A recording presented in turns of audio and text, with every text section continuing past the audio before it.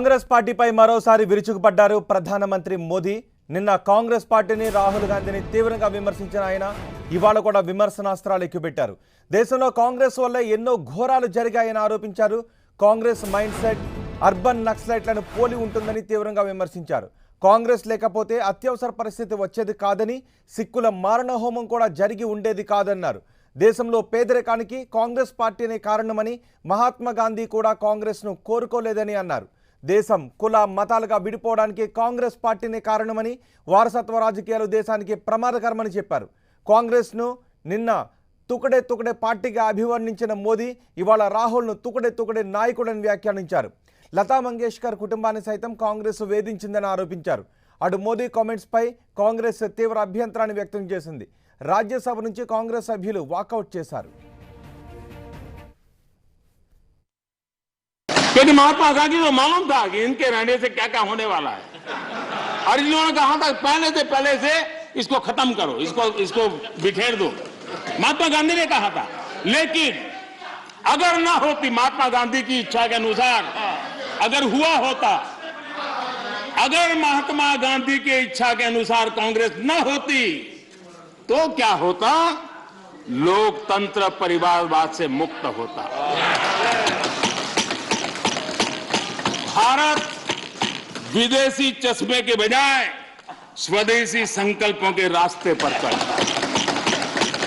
अगर कांग्रेस न होती तो इमरजेंसी का कलंक न होता। अगर कांग्रेस न होती तो दशकों तक करप्शन को संस्थागत बनाकर नहीं रखा जाता।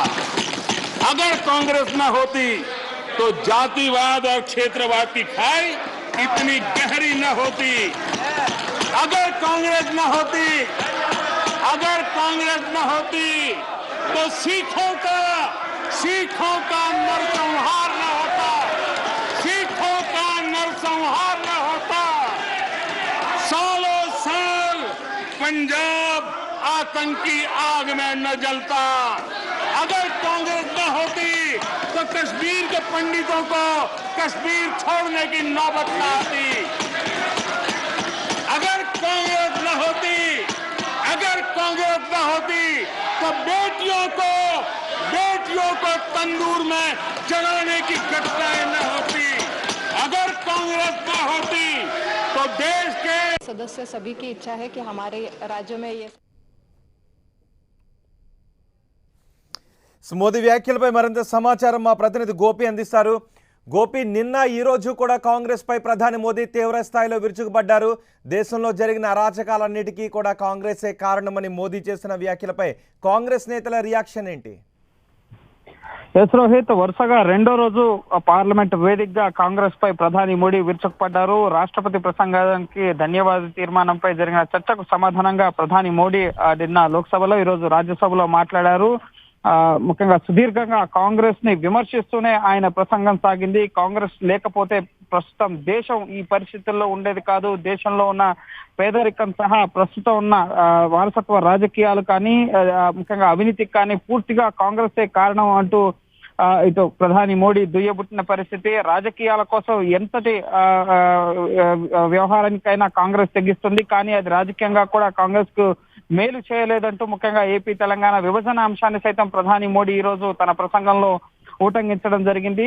సో కాంగ్రెస్ పార్టీ ప్రధాని వ్యాఖ్యల పట్ల ముఖ్యంగా నిన్న ప్రధాని ప్రసంగాన్ని తీవ్రంగా వ్యతిరేకించారు. ఈ రోజు కూడా ముఖ్యంగా ప్రధాని గోపి, మీరు కొద్దిసేపు అందుబాటులోనే ఉండండి. ప్రధాని మోదీ ఆంధ్ర తెలంగాణ విభజన ప్రక్రియ తీరు గురించి కూడా మాట్లాడారు.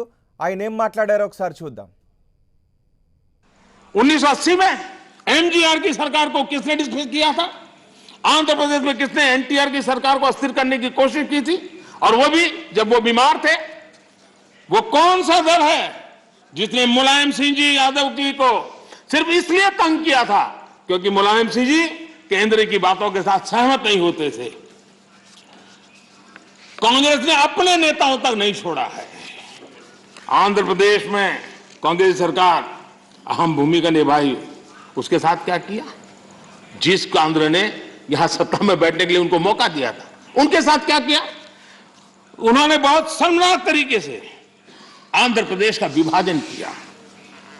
माइक बंद कर दिए गए, मिर्ची स्प्रे की गई, कोई डिस्कशन नहीं हुई। क्या यह तरीका ठीक था? क्या यह लोकतंत्र था? क्या अटल जी की सरकार ने भी 3 राज्य बनाए थे। राज्य बनाना हमने विरोध नहीं किया है, लेकिन तरीका क्या था?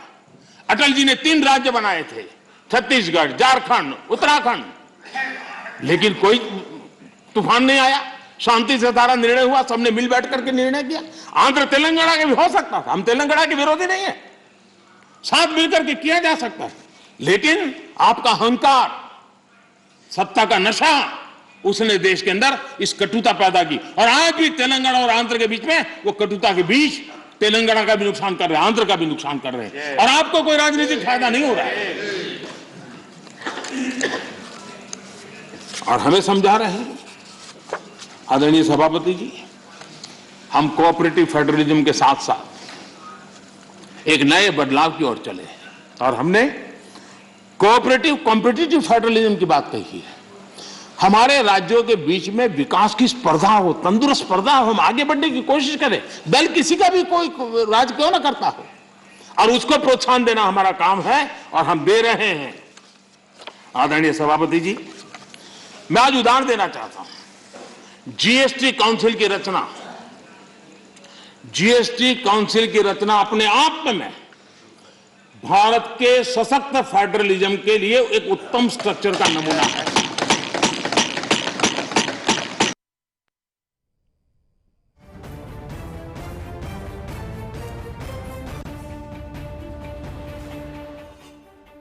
ఆంధ్రప్రదేశ్ విభజన ప్రక్రియ తీరును కూడా ప్రధాని మోదీ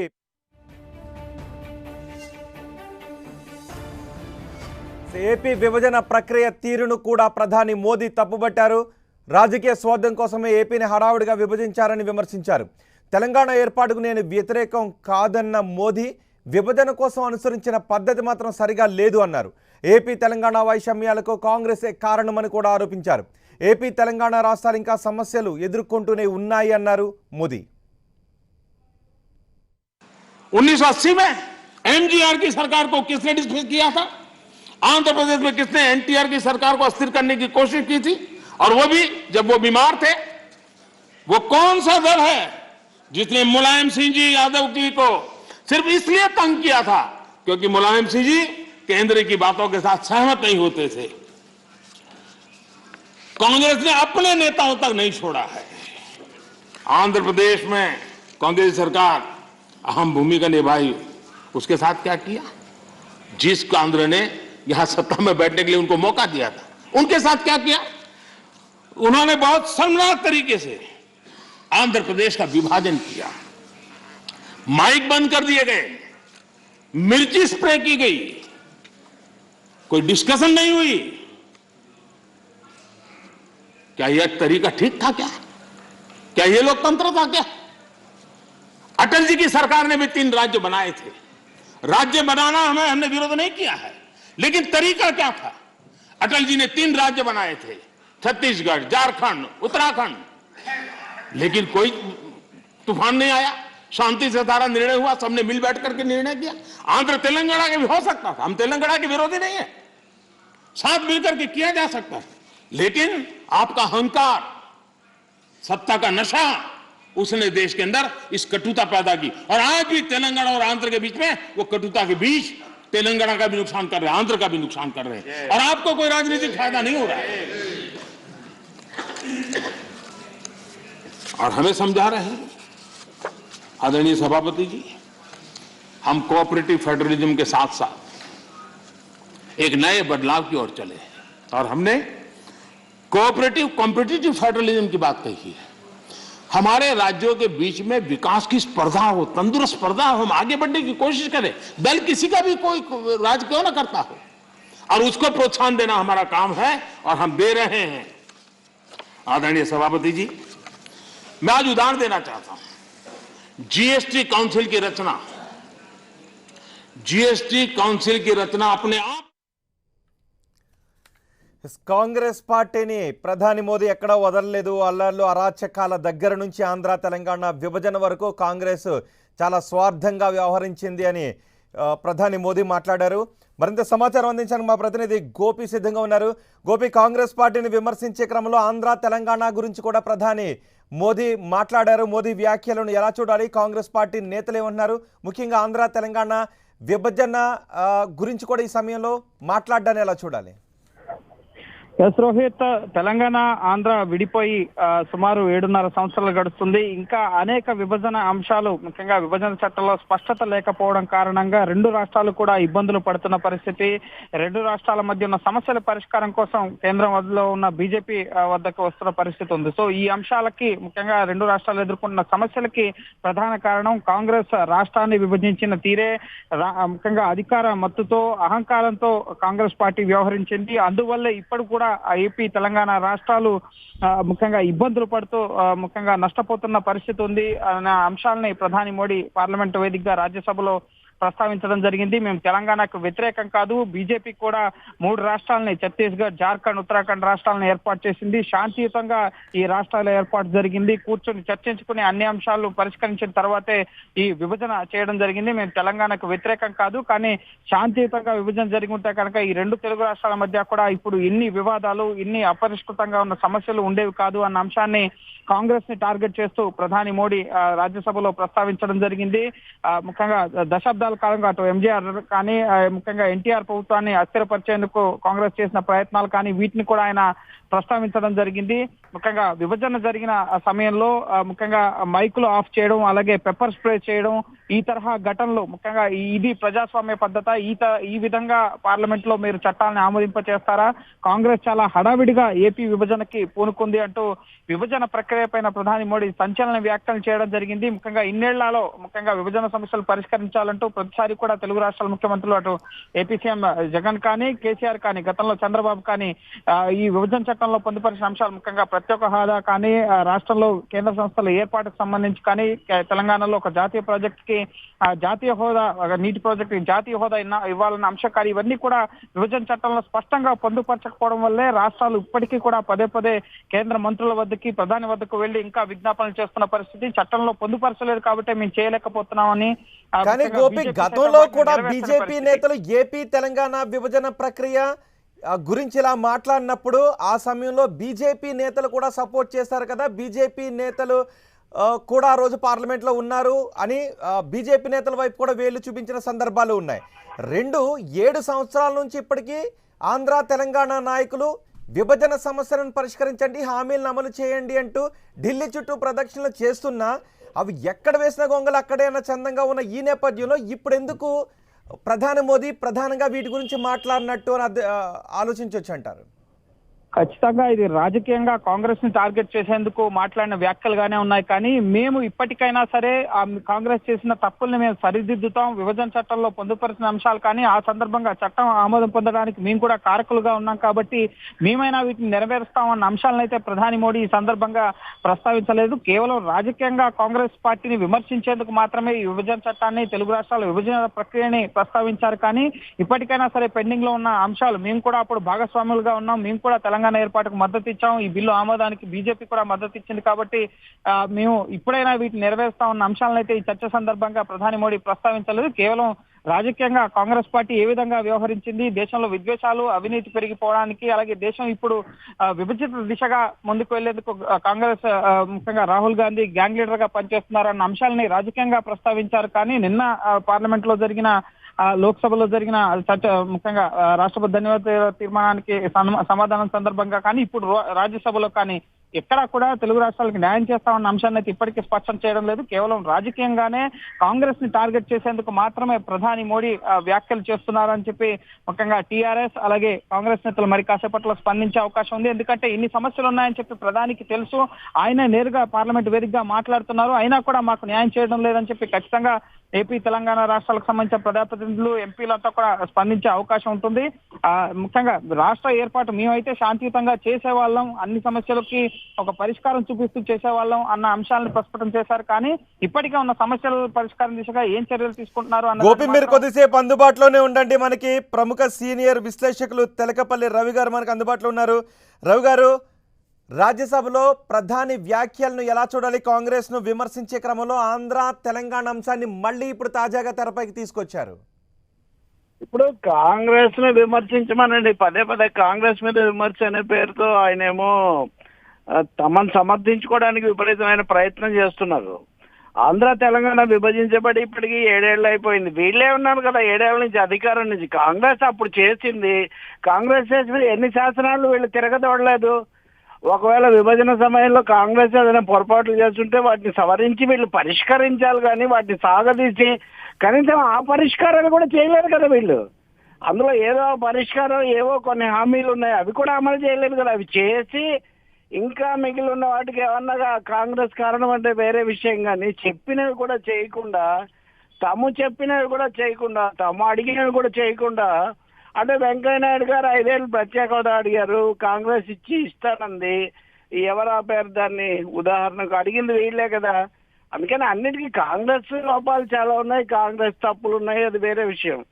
కానీ వీళ్ళు చేసింది ఏంటి? 7 ఏళ్ల నుంచి చేస్తుంది ఏంటి? 2 రాష్ట్రాల మధ్య దీన్ని ఎందుకు అలా రభస కొనసాగిస్తున్నారు అన్నది దానికి వాళ్ళు బాధ్యులు. కానీ అయిపోయిన దాని గురించి చెప్తే ఉపయోగం ఉంది. ఇప్పుడు అంటే ఏ రాజకీయ వ్యూహాన్ని అనుసరించి లేకపోతే ఏ రాజకీయ ప్రతిఫలాన్ని ఆశించి ఈ కామెంట్స్ చేసి ఉండొచ్చు అనుకోవచ్చు అంటారు? ఏముంది, ఒకటేమో ఆంధ్రప్రదేశ్ విభజన సరిగ్గా చేయలేదు, అక్కడ మైకులు ఆపేశారు, అది వినడం ద్వారా ఆంధ్రప్రదేశ్ యొక్క అక్కడ సానుభూతి పొందాలి. రెండవది, సరిగ్గా చేయలేదన్న ద్వారా ఆంధ్ర తెలంగాణలో తమ రాజకీయ ప్రయోజనాలు పెంచుకోవడం ఫోకస్ ఇక్కడ ఎక్కువగా ఉంది, తెలంగాణలో ఇంకా ఎక్కువగా ఉంది. కాబట్టి అసలు తప్పే వాళ్ళు చేశారు అని కాంగ్రెస్ మీద పెట్టి తాము తప్పించుకునే ఒక ప్రయత్నం మోడీ చేస్తున్నట్టుగా కనిపిస్తుంది. ఇంకా అంతకంటే వేరే కారణం ఏం లేదు. అది నిలబడదు కూడా. సర్వాధికారాలు మీ దగ్గర ఉన్నాయి కదా. మీరు పెద్ద పెద్ద కాశ్మీర్ లాంటి విషయాన్ని కొత్తగా మీరు కాశ్మీర్ని విభజించారు కదా. కాశ్మీర్లో సమస్యలు రాలేదా మరి? ఇప్పుడు కాశ్మీర్ సమస్య పరిష్కారం అయిపోయిందా? కాశ్మీర్ని అంతా విభజించిన వాళ్ళు దీనికి సంబంధించి ఏదైనా లోపాలు ఉంటే సరిదిద్ది చేస్తుండొచ్చు కదా. కాబట్టి మీకు 2 రాష్ట్రాల మధ్య పరిష్కారం కావాలని మీకు లేదు. దాన్ని ఆధారం చేసుకొని మీరు పెరగాలి, ఇంకెవరినో నిందించాలి, టీఆర్ఎస్ నిందించాలి, కాంగ్రెస్ నిందించాలి అని మీకు ఏదో ఉంది. అంతకు మించి ఇందులో ఏం వాస్తవికత కనపడదు. కానీ మీరన్నట్టు నిజమే, ఆ రోజు విభజన జరిగేటప్పుడు బీజేపీ కూడా అక్కడ ఉంది, బీజేపీ కూడా మద్దతునిచ్చింది. ఒకవేళ అది అసమంజసంగా జరుగుతున్నట్లయితే బీజేపీ అడుగుండొచ్చు. కానీ అయిపోయింది, 7 సంవత్సరాలు అయిపోయింది. ఎవరి బతుకులు వాళ్ళు బతుకుతున్నారు. ఇప్పుడు పెద్దమ్మనే కాదు, చిన్నమ్మని కూడా గుర్తు పెట్టుకోండి అని సుష్మా స్వరాజ్ గారు చెప్పినప్పుడు, మైకులు ఆపినప్పుడు వాళ్ళందరూ అక్కడ లేరా? వాళ్ళ ఆధ్వర్యంలోనే జరిగింది. వాళ్ళు మద్దతు ఇవ్వకపోతే అసలు జరగదు కదా. రెండవది, ప్రత్యేక హోదా ఇట్లాంటివి అడిగింది వాళ్లే కదా. వాళ్ళు అడిగినవే వాళ్ళు అమలు చేయలేదే. మోడీ గారు తిరుపతిలో ఇచ్చిన హామీ, నేను ఒక ఆంధ్ర తెలంగాణ ఆ రాష్ట్రం ఈ రాష్ట్రం అని చెప్పట్లా, అందులో ఉన్న షెడ్యూళ్లలో ఉన్న సంస్థల సమస్యలు పరిష్కారాలకు కావలసిన సూచనలు అవే మీరు అమలు చేయలేదు. చేసి ఉంటే అవి చేసి ఇంకా మిగిలిన వాటి గురించి ఏదన్నా మాట్లాడితే అర్థం ఉంది. కొత్త సమస్యలు అంత సృష్టించారు మీరు. కాబట్టి ఇది రాజకీయంగా బ్లేమ్ గేమ్ అంటారు. ఇతరుల మీద నింద వేసి తాము తప్పించుకునే ఒక ప్రయత్నము, తమ బాధ్యత రాహిత్యాన్ని కప్పిపుచ్చుకోవడం తప్ప ఇంకోటి కాదు. థ్యాంక్ యూ వెరీ మచ్ తెలకపల్లిరావు గారు. మొత్తానికి ప్రధాని రాజ్యసభలో చేసిన వ్యాఖ్యలపై స్పందిస్తూ ఉన్నారు. ఆ రోజు బీజేపీ ఇచ్చిన హామీలను కూడా నెరవేర్చేటటువంటి పరిస్థితి లేదు. 2 రాష్ట్రాలు కూడా సామరస్యంగానే ఉన్నాయి. కేంద్రం గనక వాటిని ఇంకా సామరస్యంగా పరిష్కరిస్తే మరింత తెలుగు రాష్ట్రాలు అభివృద్ధిలో ముందుకు వెళ్తాయనే అభిప్రాయాన్ని కూడా చాలామంది వ్యక్తం చేస్తున్నారు. చూద్దాం ప్రధాని వ్యాఖ్యలపై ఇంకా ఏపీ తెలంగాణ నాయకులు ఏ విధంగా స్పందిస్తారు అనేది. ప్రధాని నరేంద్ర మోదీ నిన్న ఈరోజు కూడా కాంగ్రెస్ని టార్గెట్ చేశారు, కాంగ్రెస్ని, రాహుల్ గాంధీని. అందులో భాగంగానే ఈరోజు ఆంధ్ర తెలంగాణ విభజన సందర్భాన్ని కూడా ప్రధాని మోదీ లేవనెత్తారు. ఆంధ్ర తెలంగాణ ప్రజల మధ్య వైషమ్యాలకు కారణం కాంగ్రెస్ పార్టీ అన్నారు. ఆ రోజు అసమంజసంగా రాష్ట్రాన్ని విభజించారు, మైకులు ఆపేశారు, డోర్స్ క్లోజ్ చేశారు, నాయకుల అభ్యర్థనను పట్టించుకోలేదంటూ మోదీ మాట్లాడారు.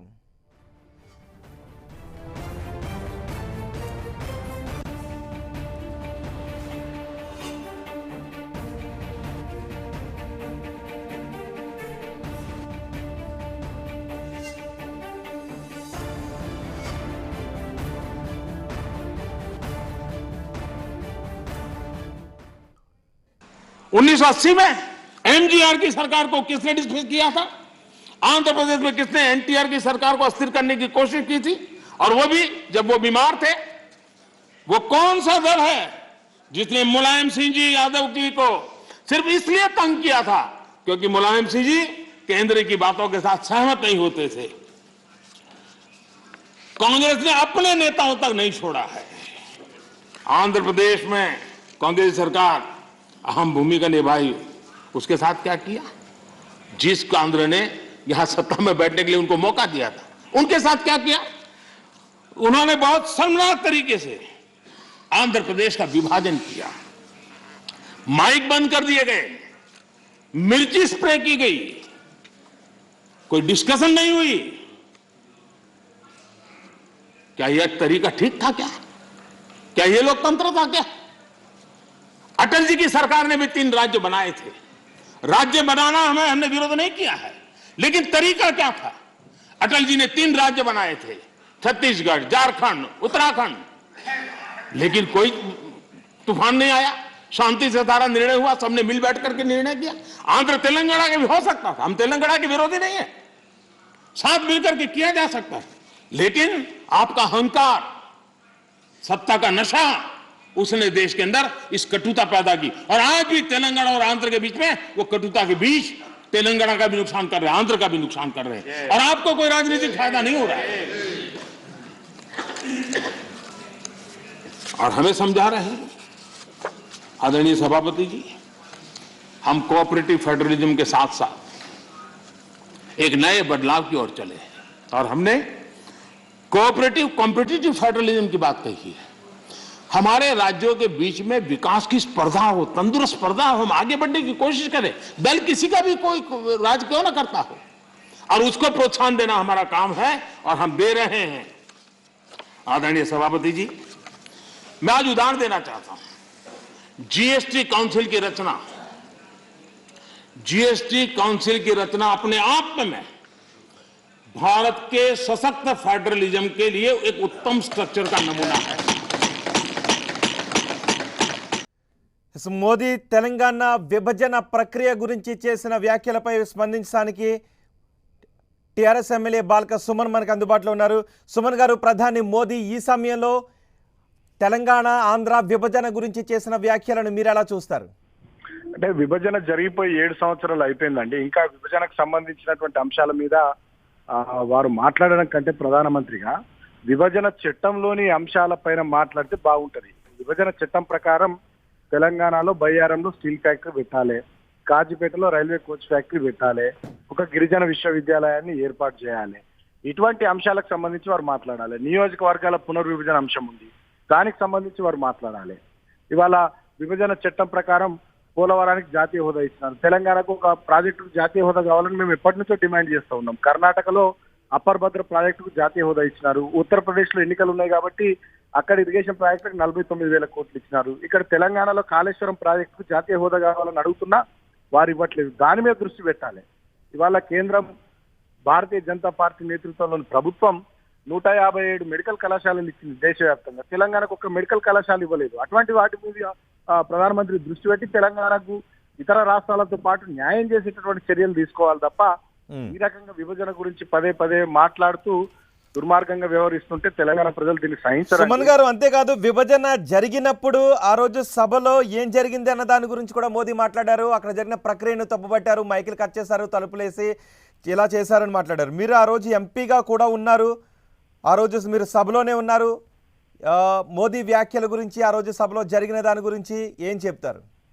అంటే గతంలో కూడా వారు ఒకసారి ఇట్లా మాట్లాడినప్పుడు మేము కూడా నిరసన తెలిపినాము. ప్రధానమంత్రిగా ఇట్లా మాట్లాడడం కరెక్ట్ కాదని లాస్ట్ టర్మ్ లో. ఇప్పుడు కూడా వారు పదే పదే ఈ రకంగా వ్యాఖ్యలు చేయడం సరైనది కాదనేటటువంటిది మా భావన. నేనేమంటున్నా అంటే విభజన గురించి మాట్లాడే కంటే విభజన చట్టాన్ని అమలు చేసే విషయంలో ప్రధానమంత్రి గారు దృష్టి పెడితే బాగుంటది. తెలంగాణ కొత్త రాష్ట్రంగా ఏర్పడ్డప్పటికీ కూడా భారతదేశ పురోగతిలో తన వంతు ప్రముఖ పాత్ర పోషిస్తున్నటువంటి తెలంగాణ రాష్ట్రానికి కేంద్ర ప్రభుత్వం ఒక పెద్దన్నలాగా, తండ్రిలాగా సహకరించాల్సినటువంటి అంశంపై ప్రధానమంత్రి దృష్టి పెడితే బాగుంటది. ఇవాళ 84 నవోదయ విద్యాలయాలు దేశవ్యాప్తంగా ఇచ్చినా తెలంగాణకు ఒక నవోదయ విద్యాలయాలు ఇవ్వలే. అదేవిధంగా వెనుకబడిన జిల్లాలకు ఇచ్చే బ్యాక్వర్డ్ రీజియన్ గ్రాంట్ ఫండ్ 950 కోట్ల బకాయిలు ఉన్నాయి, వాటిని ఇస్తలేరు. అదేవిధంగా జిఎస్టీ బకాయిలు ఉన్నాయి, ఆ నిధులు విడుదల చేస్తలేరు. నీతి ఆయోగ్ సిఫారసు చేసింది తెలంగాణకు 24,000 కోట్లు మిషన్ కాకతీయ మిషన్ భగీరథకి ఇవ్వాలని, వాటిని ఇస్తలేరు. సో తెలంగాణకు రావాల్సినటువంటి న్యాయపరమైనటువంటి హక్కులు, చట్టపరమైనటువంటి హక్కులు, విడుదల కావాల్సినటువంటి నిధులు, వీటి విషయంలో కేంద్రము ప్రధానమంత్రి దృష్టి సారించాలి. కానీ 7 సంవత్సరాల తర్వాత కూడా విభజన గురించి మాట్లాడడం ఇది ఖచ్చితంగా తెలంగాణ ప్రజల్ని అవమానించినట్టే తప్ప ఇంకోటి కాదు. ప్రధానమంత్రి గారు తన వైఖరి మార్చుకొని సుమన్ గారు, ఉత్తరప్రదేశ్ సుమన్ గారు, విభజన జరిగిన తర్వాత నుంచి కూడా ఇరు రాష్ట్రాలు కూడా విభజన హామీలను అమలు పరచండి అంటూ దఫదఫాలుగా ఢిల్లీ చుట్టూ తిరుగుతూనే ఉన్నారు. విభజన సమస్యలు మాత్రం అలాగే ఉండిపోయాయి. అయితే ఇప్పుడు మోదీ కొత్తగా మళ్ళీ వీటి గురించి మాట్లాడడం ద్వారా ఎటువంటి ప్రయోజనాన్ని ఇక్కడ ఆశించుండొచ్చు అని మీరు అనుకుంటున్నారు? బీజేపీ ఎటువంటి ప్రయోజనాన్ని ఆశిస్తుందని మీరు అనుకుంటున్నారు ఈ వ్యాఖ్యల ద్వారా? విభజన హామీలు విస్మరించి బీజేపీ తెలంగాణ ప్రజల దృష్టిలో ఇవాళ దోషిగా నిలబడ్డదండి. విభజన చట్టం ప్రకారం ఇందాక నేను చెప్పినట్టుగా రావాల్సిన అన్నిటినీ, బయ్యారంలో స్టీల్ ఫ్యాక్టరీ కానీ, కాజీపేటలో రైల్వే కోచ్ ఫ్యాక్టరీ కానీ, గిరిజన యూనివర్సిటీ కానీ, అసెంబ్లీ నియోజకవర్గాల పునర్విభజన కానీ, ఇలాంటి అంశాలన్నింటినీ విస్మరించి వాళ్ళ తెలంగాణ ప్రజల దృష్టిలో దోషిగా నిలబడ్డది. అంతేకాకుండా తెలంగాణకు అన్యాయం చేస్తుందనేటటువంటి భావన చాలా స్పష్టంగా తెలంగాణ ప్రజలకు అర్థమవుతుంది. ఎందుకంటే ఇవాళ ఐటీఐఆర్ గతంలో యూపీఏ ప్రభుత్వం ఇచ్చింది, దాన్ని వీళ్ళు రద్దు చేసినారు. అదే విధంగా కాళేశ్వరానికి జాతీయ హోదా ఇస్తలేరు. కర్ణాటకలో వాళ్ళ ప్రభుత్వం ఉంది కాబట్టి అప్పర్ భద్ర ప్రాజెక్టు జాతీయ హోదా ఇచ్చుకున్నారు. అదే విధంగా మిషన్ భగీరథ, మిషన్ కాకతీయకు నీతి ఆయోగ్ 24,000 కోట్లు ఇవ్వాలని సిఫార్సు చేసిన మాకు ఇస్తలేరు. ఉత్తరప్రదేశ్ లో ఎన్నికలు ఉన్నాయి కాబట్టి అక్కడ నిధులు ఇచ్చుకుంటున్నారు. 157 మెడికల్ కళాశాలలు దేశవ్యాప్తంగా ఇస్తే, నవోదయ విద్యాలయాలు 84 ఇస్తే తెలంగాణకు ఒక్కటి కూడా ఇవ్వలేరు. ఇవాళ మొన్నటి కేంద్ర ప్రభుత్వ బడ్జెట్ లో కూడా తెలంగాణకు 0 కేటాయింపులు రైల్వే రంగంలో, ఇతరత్ర అనేక రంగాల్లో. కాబట్టి దీన్ని బట్టి కేంద్ర ప్రభుత్వం, నరేంద్ర మోడీ గారి ప్రభుత్వం, బీజేపీ ప్రభుత్వం తెలంగాణ పట్ల కక్ష కట్టింది, తెలంగాణకు వ్యతిరేకంగా ఉన్నదనేది చాలా స్పష్టంగా అర్థమైంది. దాన్ని మరొకసారి నరేంద్ర మోడీ గారు విభజన గురించి మాట్లాడుతూ, విభజనకు వ్యతిరేకంగా వ్యాఖ్యలు చేస్తూ ఇవాళ మరొకసారి వారు నిరూపించుకున్నారు తెలంగాణ వ్యతిరేక వైఖరిని. Thank you very much Suman గారు, మోదీ వ్యాఖ్యలపై మీరు స్పందించినందుకు. మొత్తానికి ఈ సమయంలో మళ్ళీ ఆంధ్ర తెలంగాణ విభజన గురించి మాట్లాడకుండా విభజన హామీలను ఏ విధంగా అమలు చేయాలో, లేకపోతే విభజన సమస్యలను ఏ విధంగా తీర్చాలనే దాని గురించి ప్రధాని మాట్లాడి ఉండుంటే బాగుండేదని అభిప్రాయం వ్యక్తం చేస్తున్నారు. చూద్దాం ఈ వ్యాఖ్యలపై ఇంకా రాజకీయ నాయకుల దగ్గర నుంచి ఎటువంటి స్పందన వస్తుందనేది.